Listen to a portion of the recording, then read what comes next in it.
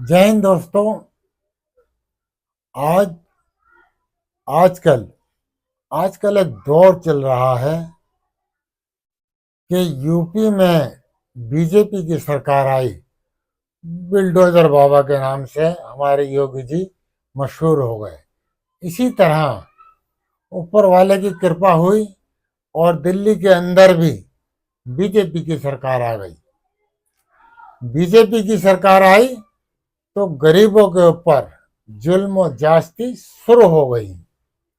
जुल्म ज्यादती में सबसे पहले क्या आता है? झुग्गी झोपड़ी। झुग्गी झोपड़ियों के ऊपर बिल्डोजर चलना शुरू हो गया।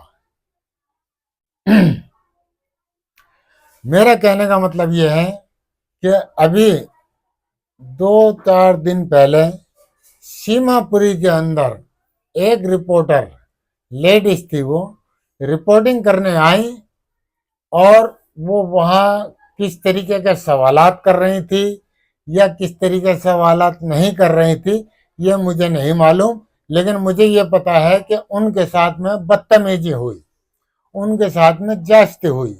ये गलत बात है। आज हमारे देश का मीडिया दो हिस्सों में बटा हुआ है। एक देशभक्त है और एक गोदी मीडिया है। तो ये मैं नहीं कह सकता कि वो गोदी मीडिया थी या देशभक्त मीडिया थी।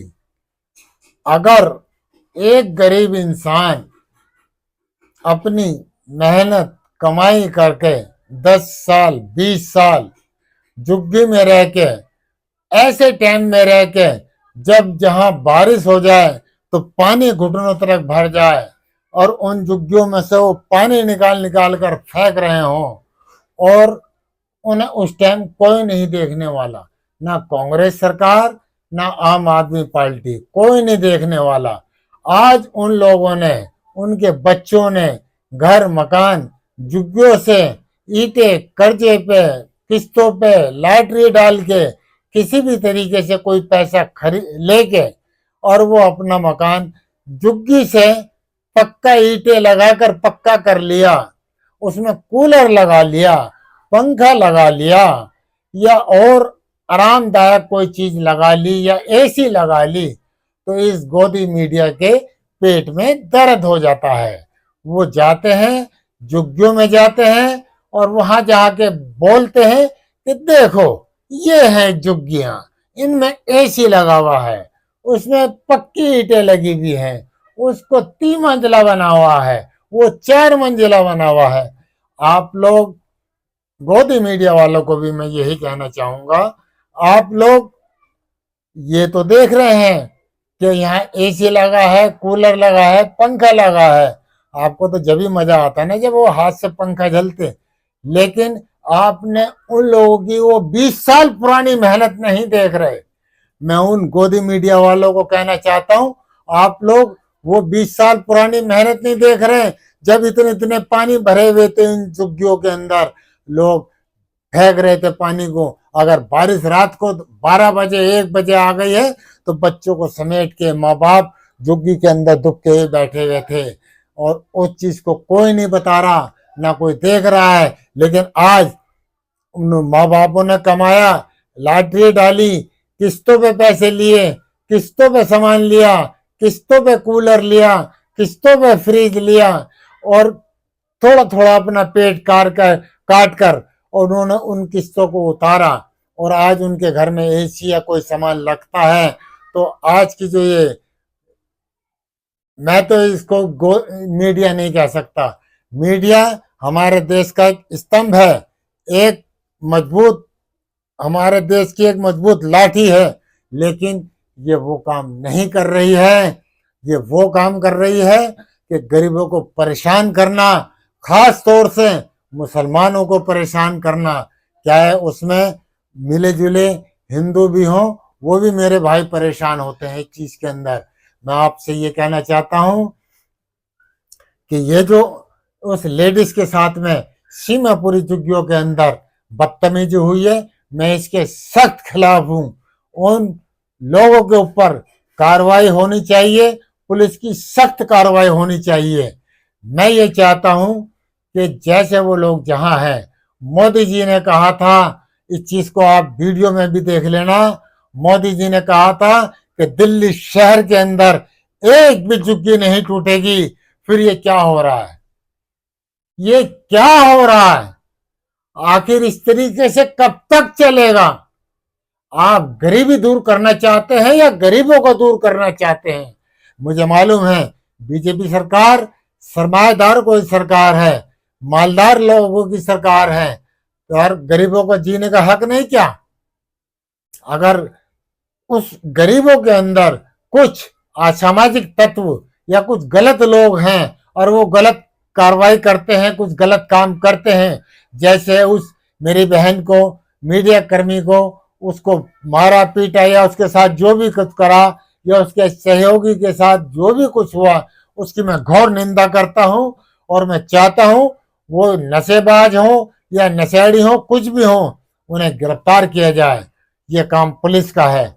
लेकिन मेरा मेन मकसद कहने का ये है, अब एक बात बताइए आप मेरे को, मैं इस गोदी मीडिया से भी पूछना चाहता हूं, एक झुग्गी उसके अंदर उसके 3 बच्चे या 4 बच्चे या 2 बच्चे रहते हैं और वो बच्चे बड़े हो गए, उनकी शादी ब्याह हो गई, उसने उसी झुग्गी के ऊपर किस्तें लेके, लोन लेके या कुछ भी लेके, लॉटरी डाल के या कैसे भी पैसे इकट्ठा करके झुग्गी के ऊपर झुग्गी डाल ली या झुग्गी के ऊपर झुग्गी डाल ली, उसमें अपनी बहू बेटी को उसमें एडजस्ट कर दिया, तो तुम्हें वो मकान दिखाई देने लगे?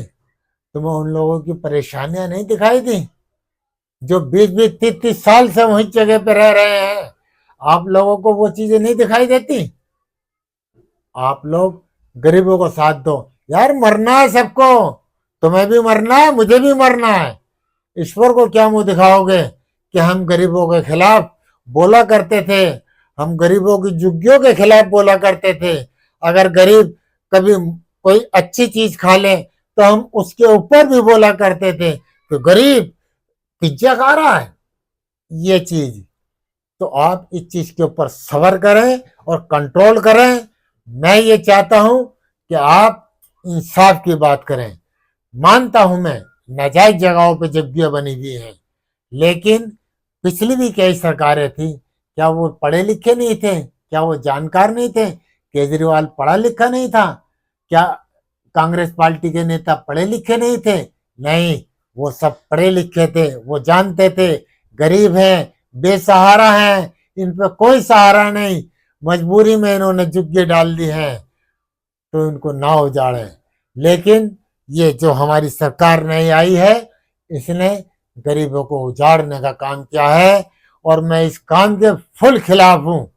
मैं ये चाहता हूं, एक परिवार में 3 लोग रहते हैं, 3 परिवार रहते हैं एक झुग्गी के अंदर, आप अगर एक झुग्गी तोड़कर उसे एक झुग्गी या एक फ्लैट दे देंगे तो उसमें 3 परिवार कैसे रह सकते हैं?